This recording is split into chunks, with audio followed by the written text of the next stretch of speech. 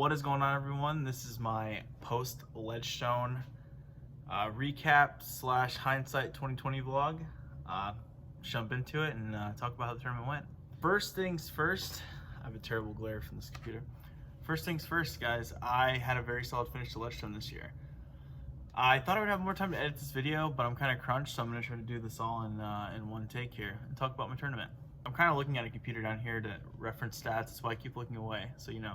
Round one, I took a bogey on hole one, missed a pretty easy upshot to start the tournament. Just, I don't know if it was nerves or what, but I just juiced it. And then I missed a circle one putt, which sucks right off the bat. It was an awkward like straddle putt out of a bush, so it wasn't a gimme by any means.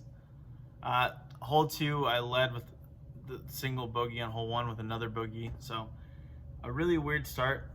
And then I remember missing an out of position birdie chance on hole 3, 4, and then I parked 6, another out of position birdie chance on hole 7. And then when I think round one took a kind of a swing in the negative way, it was on hole 8. I had a 150 wide open shot to get up and down from a birdie. Hit a tree, missed a circle's edge putt, probably actually about 26, 27 footer. I should make those. But yeah, I hit it right into the cage and didn't capitalize on that birdie, and I feel like my round just got pretty stale from there on out. Double bogey 12, parked 15 at least, and then missed a circle one putt on 16, got really out of position on 17, tried to throw like a really aggressive shot to save my par, ended up kicking backwards as far as my tee shot went in general, and throwing like a crazy good shot just to get a 5, and then I ended with a birdie.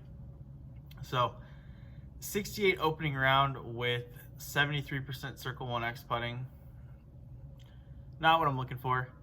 Round two, I wasn't really nervous either of the first 2 rounds. It's hard to explain. Sometimes for tournaments you get very nervous, sometimes you just don't get nervous at all. At least that's how it works personally for me. So going into round 2, I bogeyed hole 1 again. This time I didn't miss such an easy upshot. It was a legitimate bogey where I had a tough upshot, missed it, and so on. So that's fine. Fast forward to hole 3, hit a very good straight uphill straddle putt from roughly 28 feet. I mean, it's one where the basket was like way above my head. I was in the creek below the basket. Had another outside chance on hole 4. Hole 5, hit a jump putt from just outside the circle. Parred 6 and 7, which is fine. And then I got 8, 9, and 10 together. That's a fantastic string of birdies. And I actually got up and down on 8 from 400 feet off of a bad drive where I'd messed up the easier drive the day before. So I was just grinding this round. And then a birdie on 10 is sick. I mean, it's great. It's just perfect matrix, perfect anode, parked. There will be some videos at the end of this round that I'll kind of add in. Unfortunately, so the way the videos worked, Johnny Harrison was following me around and videoing like my entire round. However, he put them on his Instagram story, and I don't know a dang thing about Instagram, quite honestly. So I didn't realize that those disappear. I didn't know that I needed to save them, or have him save them, I suppose. I came out with a par on 11, which is totally fine. If you've played that hole, you know you can take really bad kicks and things like that. So hole number 12, this is obviously my worst hole around, double bogeyed it. Great drive, over the creek in 2, up the hill on 3, just about a foot off the fairway to the left. I was thinking runway on a flex forehand, come out late the whole time, and I just decided to go fairway driver with a fireball just to try to get a little more distance easier. I was only about 180 feet out. I clipped the tree on the right side, kicked directly right, pitched up, and took my 7. Round 1, I would have been hyper aggressive, which I was in round 1, and I got hyper aggressive and took a 7 on this hole. So it hurts pretty badly to take a 7 after having essentially 3 really good shots. Round 2, I wasn't forcing the issue as much, and it was helping me score better. I didn't feel so pressured. 13, I actually had a tap-in birdie with a matrix back-to-back shots. That was great. Hole 14, right before I stepped to the tee, my good friend Chris Meyer was playing before me, and I will insert a clip right now. So here you're seeing me film Chris from the tee pad, and he's taking his disc out of the basket. So shout out to him for acing that hole. And this is also where Trent Moore started following the card, and I got some clips from the rest of this round. So my goal on 14 is to ace around the hell out of it, and I did. Went about 65 long, hit the huge jump putt. I may be 60 feet, but huge jump putt with the drop off right behind it, as you'll see the video, and I put it in now. So after my double bogey, bounced back to get my 2, 4, 5th and 6th birdie of the round, or 6th and 7th actually. Yes, 6th and 7th. 7 birdies in Northwood is sick. Yeah, people are out there getting 10, but you know, we're good with that 6 to 8 range. That's really good for us. 15, I got extremely lucky here. He yanked my shot, kicked OB, kicked back inbounds, and I was able to flick and get up and down, which I think I have videos for all this. I'm showing you guys right now as well. 16, got out of there with my par, just as I would like to do. Then in 17, what did I do? Oh yeah, I kicked into the creek, threw a really good flick roller. It just got caught behind the tree pin high, and the putt was like almost impossible. Where, let's say this is a tree and you're looking at me, and all you can see is just a piece of the basket behind the edge of the tree, where you have to get way too close. If you hit it, you leave yourself with a 25 footer, and it's not worth it. So 18, I drove really great through my anode upshot as I normally would. Actually almost threw it in for eagle. I left myself with like a 22-foot putt in between the trees. I hadn't missed a putt all day. I felt very confident. I was even talking about it to Aaron Collins in my card, and I walk up, swing to throw my putt in, didn't check that the tree branch grabbed my arm, and yeah. Moving on to round 3 at Lake Eureka. Round 3 was boring, which is great. The highlight of this round for me is I was having to putt a ton off the bat. Hole 1, I had to hit a 30-footer. Hole 2, I messed up an upshot and had to hit like a 20-footer. Hole 3, I went out of bounds about 25, 30 feet away, had to make my putt. 4 was a tap in. 5, I gave a really, really good run from like 60 feet, 55 feet off the top, which was great, made my 20-foot comebacker. And then I got to hole 7 and I actually missed it inside the circle putt for a birdie, which sucks because that's the easiest hole on the course, essentially. 8, I had a very good opportunity for birdie. I had a bomb drive, upper 400s, around 500 or so feet, putter into the green. Turned it over a little bit too much, which is okay on hole 8. That's the concept that I try to play it on, is just hyzer flip, get something down the gap, and give myself a putt. But I missed on the right way, flipped over too much, so it was fine. Hole 9, I was able to nab just outside the circle putt for my 2. 10, I was off the basket for my 2, and 11, I parked it for my 2. I guess while I'm at it, essentially 5, not 6, I don't ever try to birdie 6. So 5, 7 through 13, I could have birdied all of those holes. Ended up getting 3 of them, so about 50%. It's not terrible, but could have been definitely better. Moving into 13, I guess I should say, I threw a okay drive because you want to stay out, and I left myself underneath the branch a bit. I threw my next shot a little too wide and got fortunate to be halfway in and halfway out of bounds. And then I threw a really good upshot with my runway from about 300 to save my birdie. 14, I don't ever play for birdie, so there's not much to talk about there. 15, I was able to put it in the circle and park it. 16, kind of a bad drive, just walk away with my par. And then 17, my first big mistake of the round. So I watched Adam Hamister forehand inbounds. I think Keenan threw inbounds as well, and then Louis threw a little short with a buzz. So it made me think I need to throw my runway extra hard in the tailwind. I did, and for the first time on that hole, I went across the path long OB, which was just really, really weird. Then I proceeded to throw a horrible upshot from the drop zone, skipped off the water inbounds, chained out left side of my putt. Just a horrible hole. I don't want to think about that anymore. 18, I threw a fantastic drive, straight tailwind, same wind as 17 because you're playing parallel.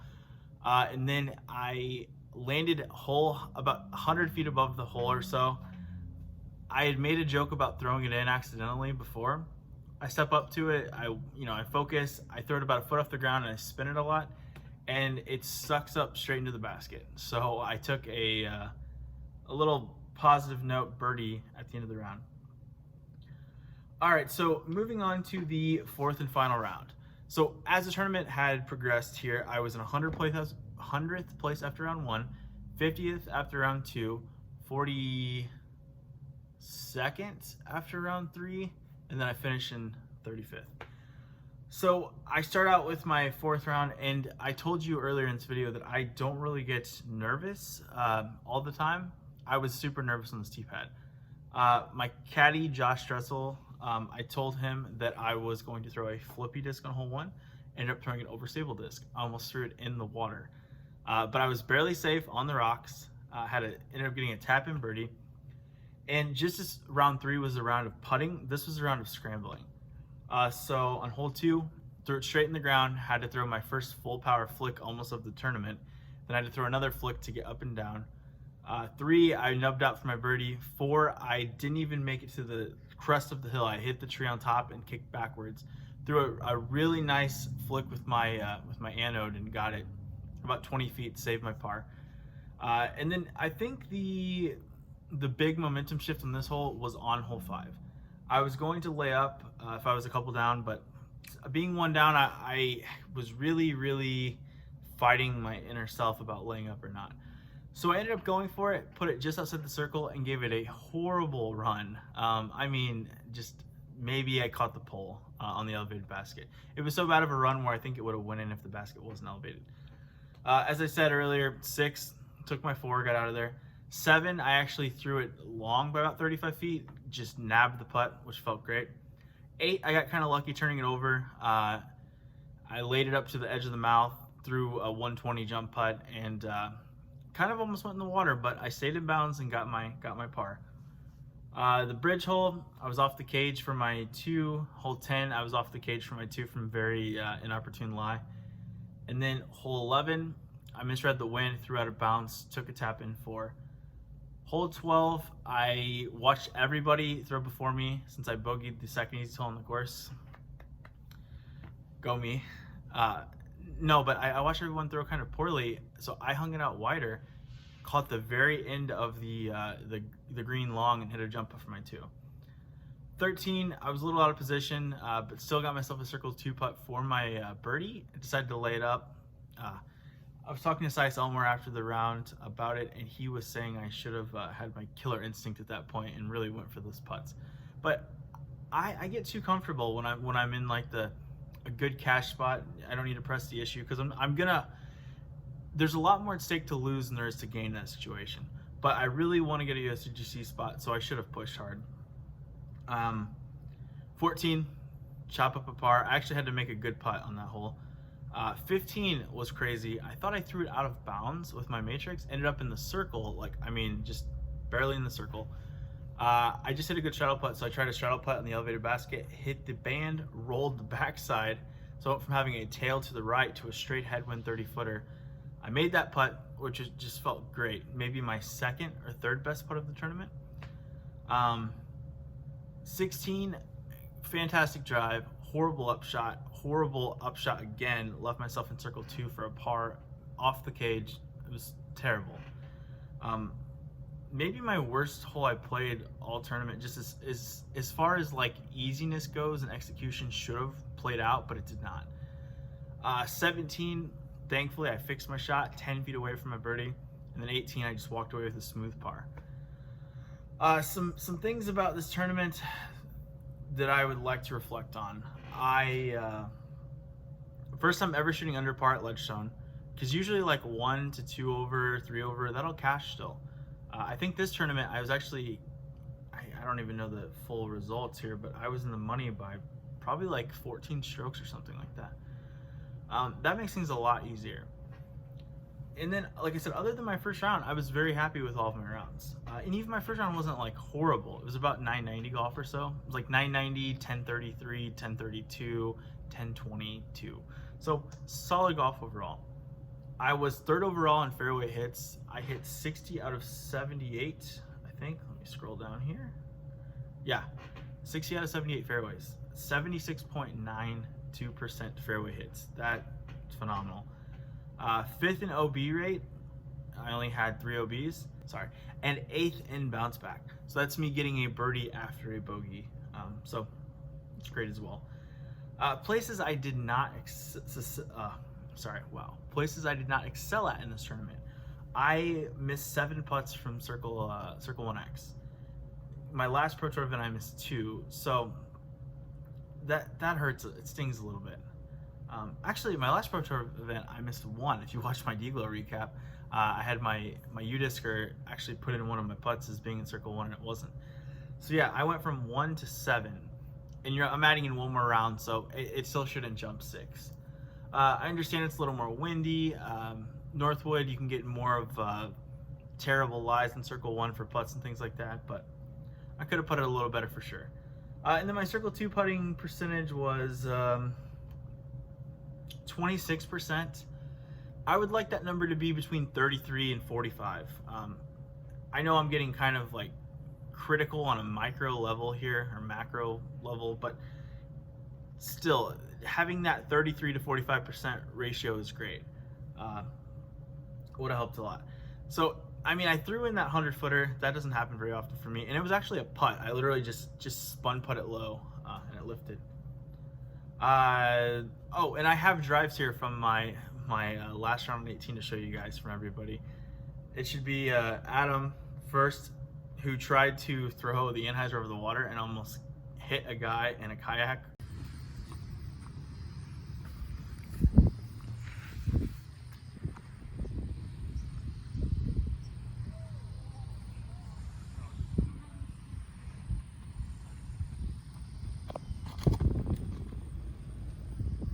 I lost it. I should have hit him. Oh my god. Which, it's funny because he didn't hit him, but it landed like 10 feet from the guy. And then Louie and Sam's drives also.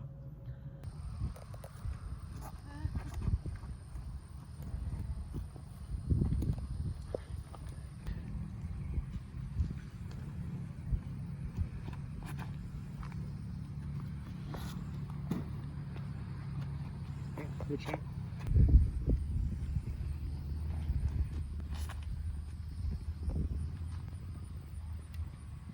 Shot, Louie.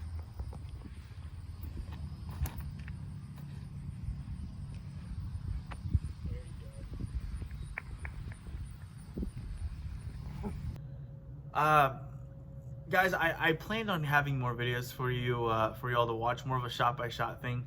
At least I was able to get you a good course log from Lake Eureka last week. And moving forward, we're playing Kenna Lake for League on Tuesday, so I'm going to take my cart out there and film my entire round and get you guys a new course log for area. I've never played it. I'm very interested. This Saturday, I'm going to go play a C-tier down in Decatur, Illinois, and kind of get a little practice for another tournament that's in 2 weeks down there. So overall, I'm very happy with Ledgestone. I could have had a phenomenal breakout performance here, but you know what? As I said before in my videos, I'm really good at getting 40th place in these, and guess what? I got 35th, so I was under it. To come out of this tournament under par that included Northwood is a big, a big positive in my opinion as well, because I have been struggling at Northwood like crazy. I can't explain it. I normally am very good out there, but just to perform at both courses, which are so differently set up, like wooded golf versus open golf.